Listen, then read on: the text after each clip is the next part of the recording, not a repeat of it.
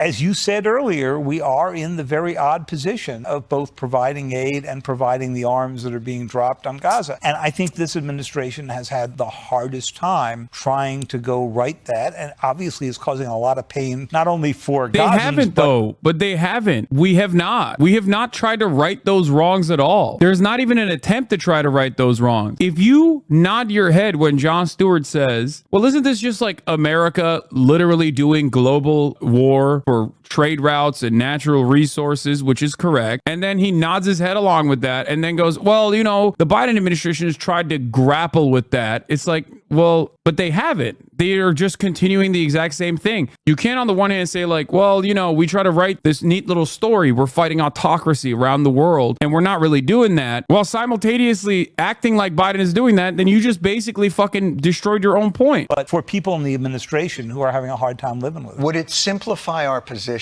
if we stopped pretending our morals were beyond the reproach of all these other countries? Would it help us to not have to scold everybody for failing to live up to? No, because that's an important part of the protection racket, okay? That's why you call it a protection racket, right? Protection. There has to be a global evil that you are defending against. There has to be a villain in the story, and you're the good guys. You have to consistently reaffirm the position that you are the good guys, and you're doing this for good reason. If you give the game away, all of a sudden more people are gonna be like, well, I don't know, do we have to do this shit? Principles that we very clearly do not uphold. Well, at least we have some principles, okay? That's the one thing but that we to say be said. that. But, you know, you can't invade a country. What happened in Iraq? That's right. You can't call for regime change. What did we do in Libya? Every time we say these things, we undercut our own position with, I mean, for God's sakes, Iran is an enemy today because we overthrew their democratically elected government in 1953. So at what point do we just admit that this is how we're behaving? The odd thing is, at the moment that presidents do admit that, they get chewed up for admitting to American error. Obama went and apologized to the Iranians. I'm not saying apologize. I'm just saying,